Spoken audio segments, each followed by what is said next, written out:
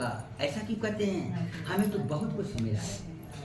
इतना सुन करके भगवान रूपी ब्राह्मण इतने गदगद हो गए कि उनके आंख से खुशी के आंसू छलक पड़े।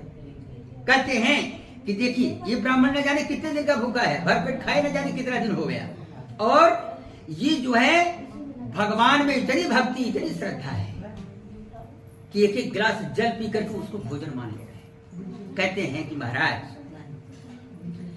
आप अगर शालिग्राम की कथा को सुन ले तो आपकी गरीबी दूर हो जाएगी। कथा का पूरा विधान बताते हैं। कहते हैं कि भैया, कथा तो आपने बताया, लेकिन ये बताओ, अरे जहां दिन भर भटका एक चुटकी आटा नहीं,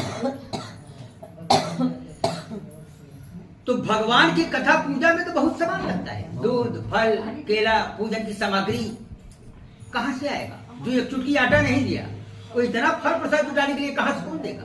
कहते हैं भगवान मुस्कुराते हैं, कहते हैं देगा।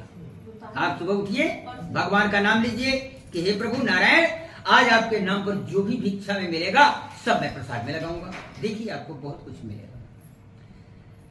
थोड़ा बहुत मन में ढांढस तो हुआ, खुशी खुशी उनसे विदा लेते हैं, कहते हैं प्रणाम महाराज। निकलते हैं, जाकर के चारपाई पर लेटते हैं, और उनकी पत्नी 2 बार बुलावा भेजती है बच्चों से, हमें भोजन कर लें। कहते हैं ना ना, आज तो मैं जजमान के घर से खा के आया। वहां भी झूठ बोल गए।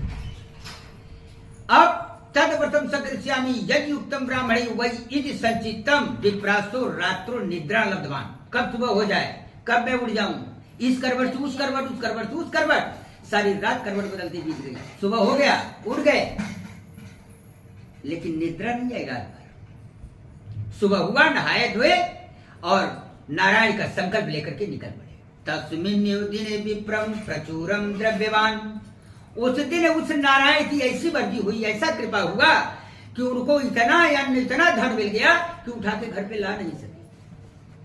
जजमान को घर में पहुंचाना पड़ा। चाहे किन्नी करामाई सोई, जो वो चाहते हैं वही कराते हैं।